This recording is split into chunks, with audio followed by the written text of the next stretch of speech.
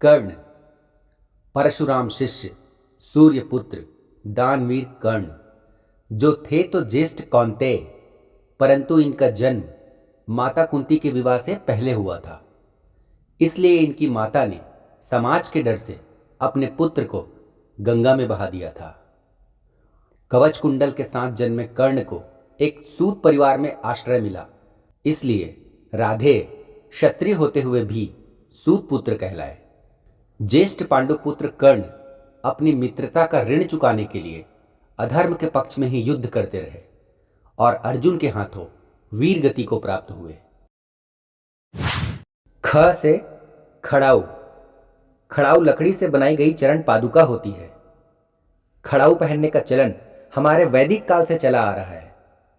आज भी साधु संत ऋषि मुनि आदि अपने पैरों पर खड़ाऊ ही पहनते हैं। ग से गरुण। गरुण और अरुण प्रजापति कश्यप और वनिता के पुत्र थे। अरुण समय से पहले जन्म लेने के कारण अपंग थे, जिन्हें सूर्यदेव ने अपना सारथी बना लिया, और गरुण पक्षियों के राजा बने, जो भगवान विष्णु जी के वाहन हैं। रामायण के लंका कांड में मेघनाद द्वारा चलाए गए बाण से प्रभु श्री राम और लक्ष्मण जी नागपाश में बंध गए थे, जिससे उनकी मृत्यु निश्चित थी। परंतु संकट की इस घड़ी में गरुण देव सहायक बने और उनको नागपाश से मुक्ति मिली। घ से घटोत्कच। महाभारत युद्ध में पांडवों की ओर से अहम भूमिका निभाने वाले एक वीर योद्धा थे, जो भीम और राक्षस कुल की सात्विक देवी हिडिंबा के पुत्र थे। घटोत्कच का रणभूमि में कर्ण के हाथों वीर गति को प्राप्त होना अर्जुन के लिए जीवन दान सिद्ध हुआ था। अंगा से कोई शब्द नहीं बनता, पर किसी व्यंजन में जुड़ने से उस शब्द रचना की आवाज बदल जाती है, जैसे शंख। च से चक्र। सुदर्शन चक्र भगवान विष्णु का अमोघ अस्त्र है। एक बार यह छोड़े जाने पर शत्रु का वध करके ही वापस लौटता है।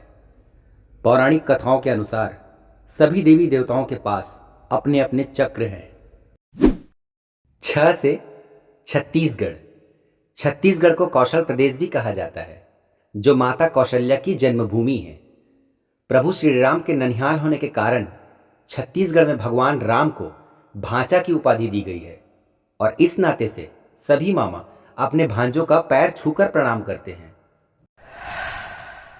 ज से जगन्नाथ। द्वापर युग के अंत में जब श्री कृष्ण अपने धाम को निकले, तब उनके शरीर का दाह संस्कार किया गया, जिससे उनका शरीर तो जल गया, परंतु उनका हृदय वैसा ही रहा, जिसे एक लकड़ी के माध्यम से बांधकर नदी में बहा दिया गया। वह लकड़ी बहते हुए एक विशेष स्थान पर पहुंची, जिसे आज हम ओडिशा के पुरी नामक शहर के रूप में जानते हैं। वहां के राजा को सपने में आदेश प्राप्त हुआ कि समुद्र तट पर जो लकड़ी है, उससे भगवान की मूर्ति बनाई जाए।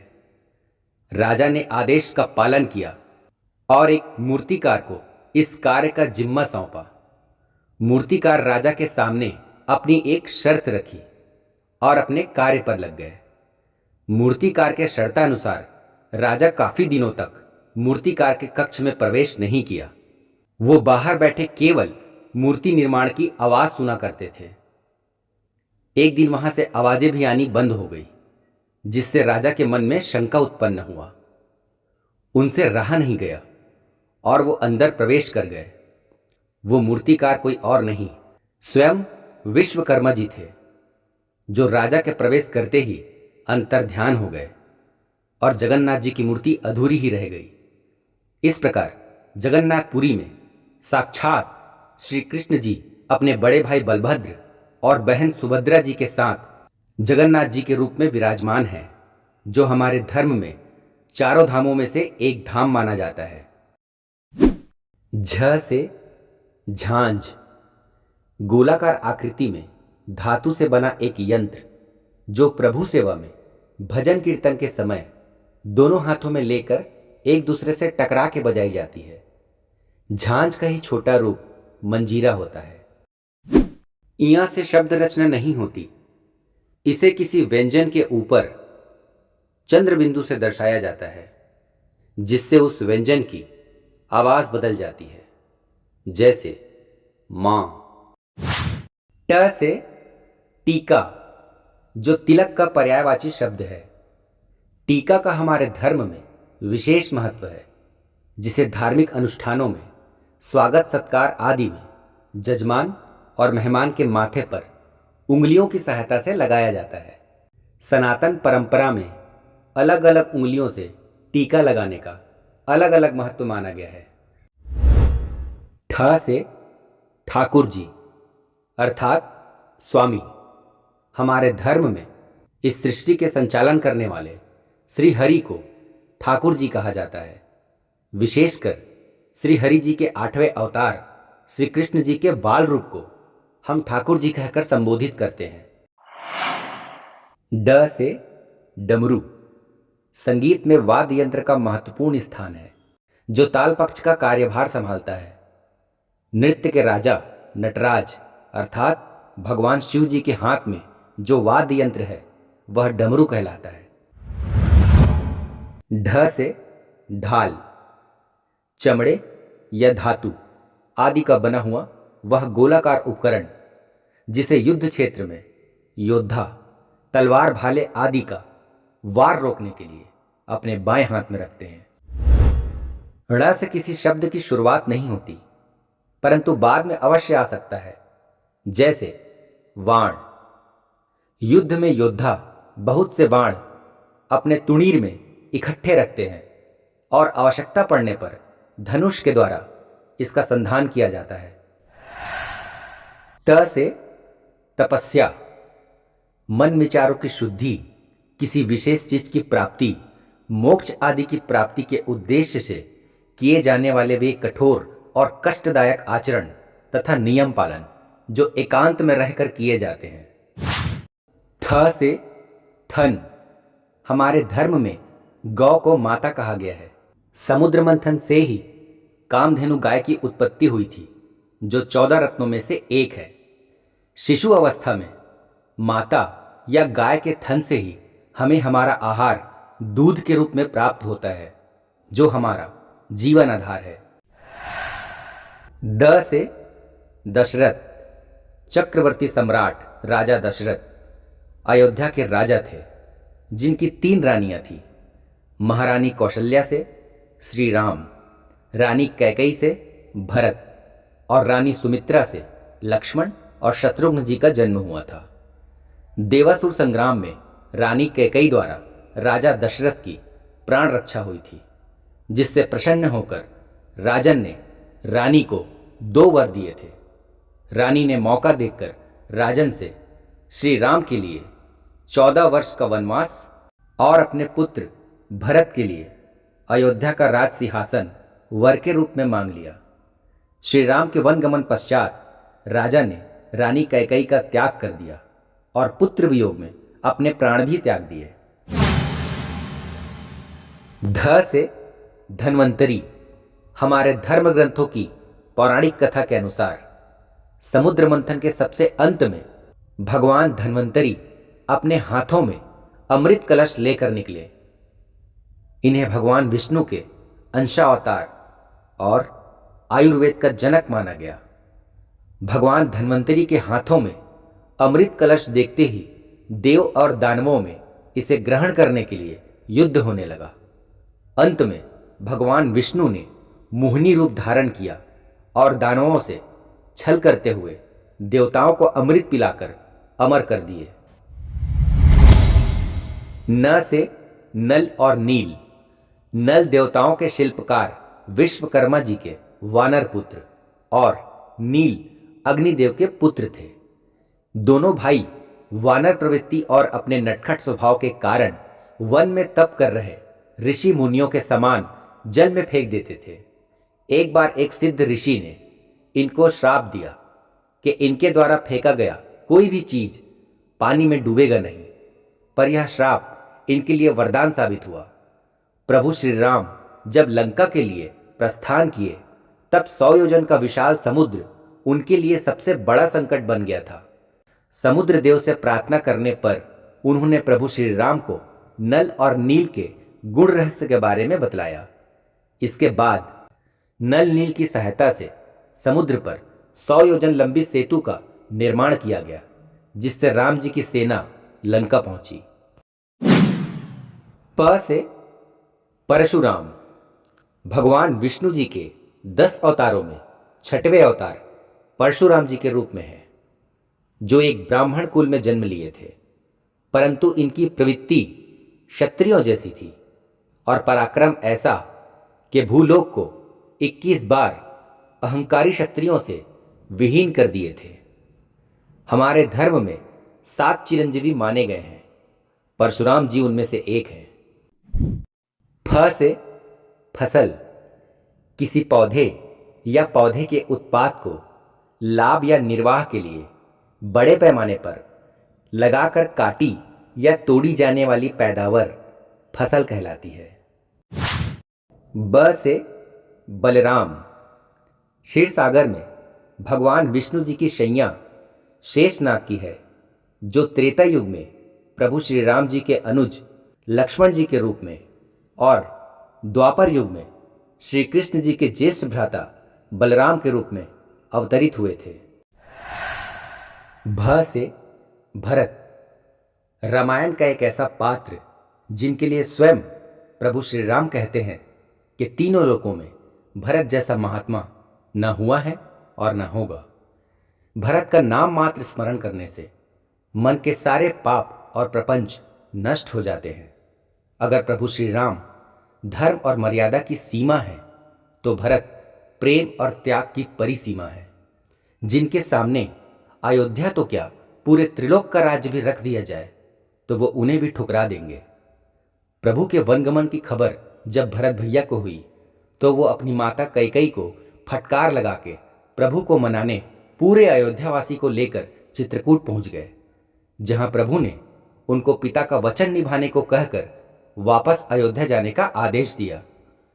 भरत भैया प्रभु श्री राम के चरण पादुका लेकर उनकी आज्ञा से उनका राज्य केवल उनके वनवास की अवधि समाप्त होने तक संभालने का उत्तरदायित्व लेकर लौट गए और अयोध्या से दूर सरयू नदी के तट पर नंदीग्राम में एक तपस्वी की भांति 14 वर्ष अपने भाई से अधिक कष्ट में व्यतीत किए।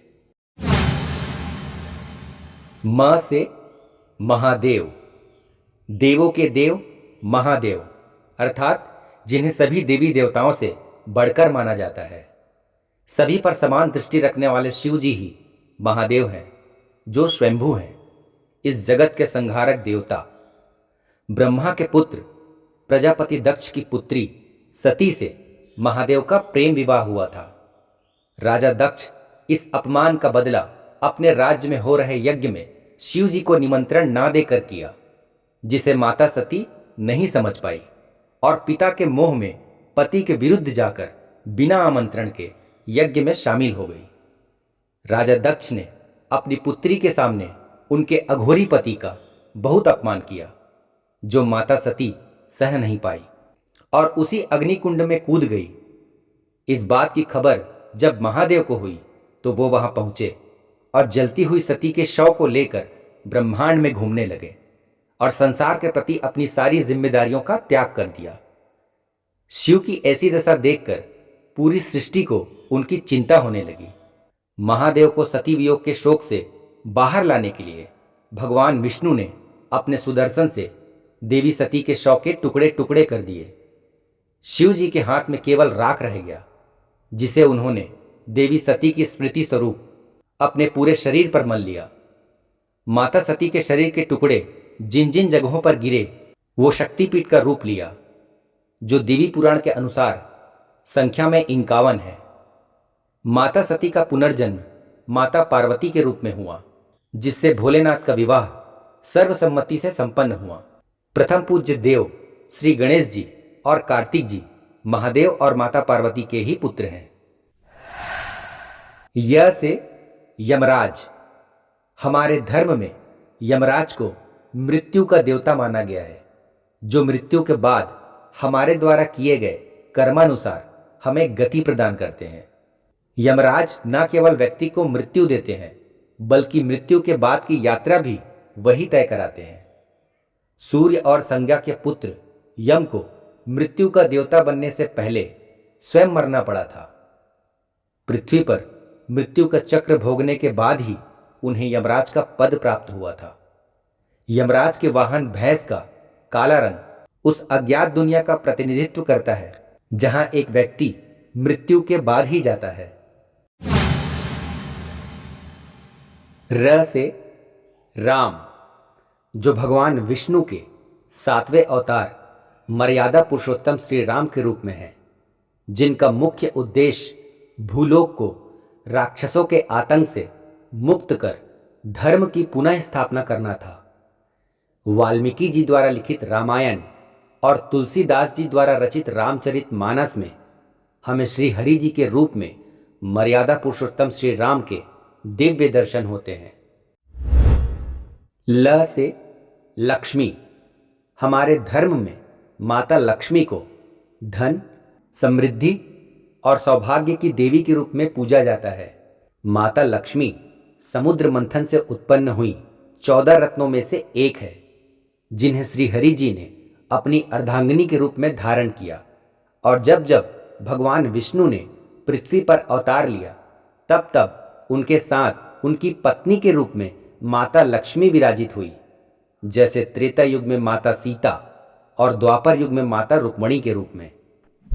व से वेद, वेद का शाब्दिक अर्थ होता है ज्ञान।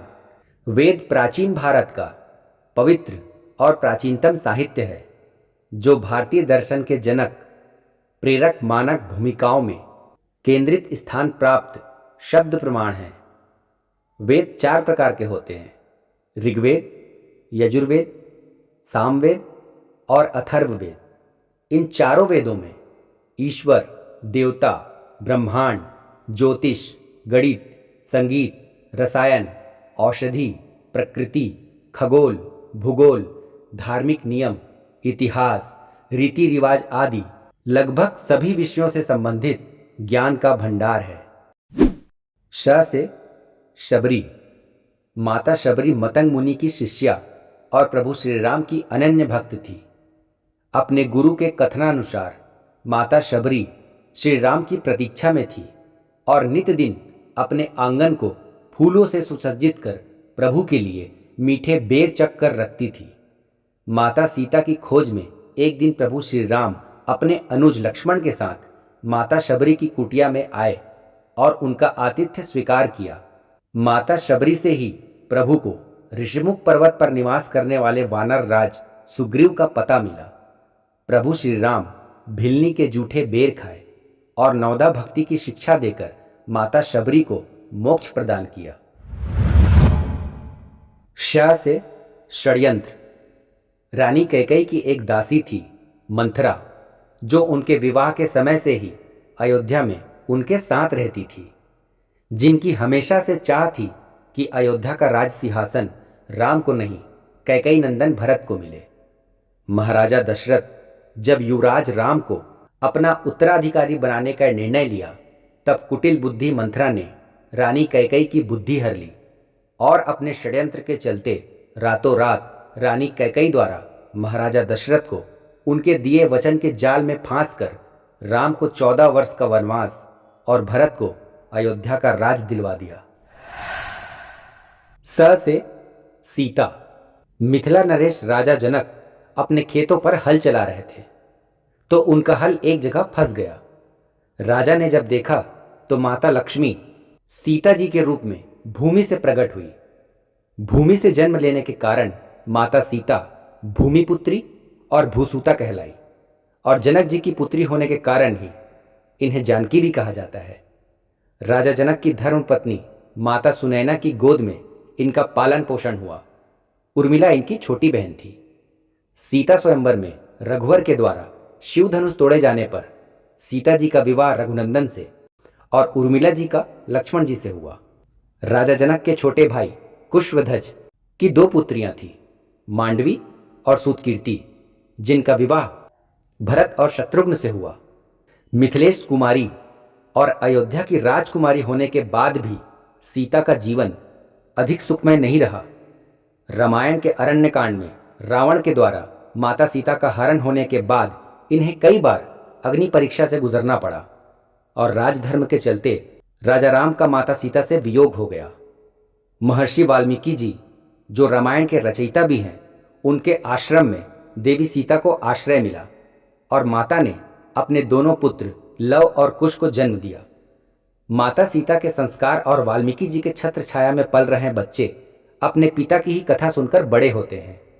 पर जब सीता अग्नि परीक्षा और राम सीता वियोग की गाथा सुनते हैं तो इनके स्वर राजा राम के विरुद्ध खड़े हो उठते हैं और उसी समय उनसे मिलकर अपने मन का प्रश्न करने की मनसा बना लेते हैं। राजा राम के राज्य में हो रहे राजसू यज्ञ का घोड़ा पकड़ के युद्ध की चुनौती भी स्वीकार करते हैं, जिससे अयोध्या के सभी योद्धाओं से इन दोनों बालकों की भेंट होती है। लव और कुश दोनों भाई हनुमान जी सहित अयोध्या के सभी योद्धाओं को परास्त कर देते हैं। तब उन्हें राजा राम से मिलने का अवसर प्राप्त होता है। बालकों के श्रीमुख से राम सीता वियोग की गाथा सुन के पूरे अयोध्यावासी का हृदय कांप उठता है और अंत में देवी सीता अपने पुत्र लव कुश को उनके पिता राजा राम के हाथों सौंप के वापस धरती में समा जाती है। ह से हनुमान।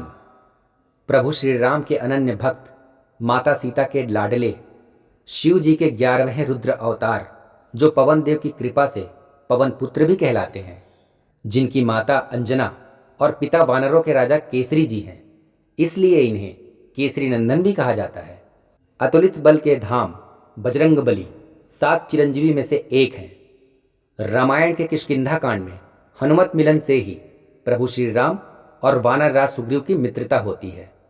माता सीता की खोज में चारों दिशाओं में भेजे गए वानरों के समूह में दक्षिण दिशा में गए युवराज अंगद के नेतृत्व में हनुमान जी के माध्यम से ही देवी सीता का पता मिलता है, जिसका हरण लंकाधिपति रावण ने किया था। हनुमान जी के द्वारा प्रभु श्री राम के अति प्रिय कार्य का वर्णन हमें रामायण के सुंदरकांड में मिलता है। इसके बाद प्रभु वानर सेनाओं समेत लंका पहुंचते हैं। लंका कांड में युद्ध के दौरान रावण के मायावी भाई अहिरावण प्रभु श्री राम और लक्ष्मण को पाताल लोक में बंदी बना लिए थे। अहिरावण मां भवानी को प्रसन्न करने के लिए 5 दिशाओं में दीप जला रखे थे, जिन्हें यह वरदान था कि जो इन 5 दीपों को एक साथ बुझाएगा उन्हीं के द्वारा अहिरावण का वध होगा।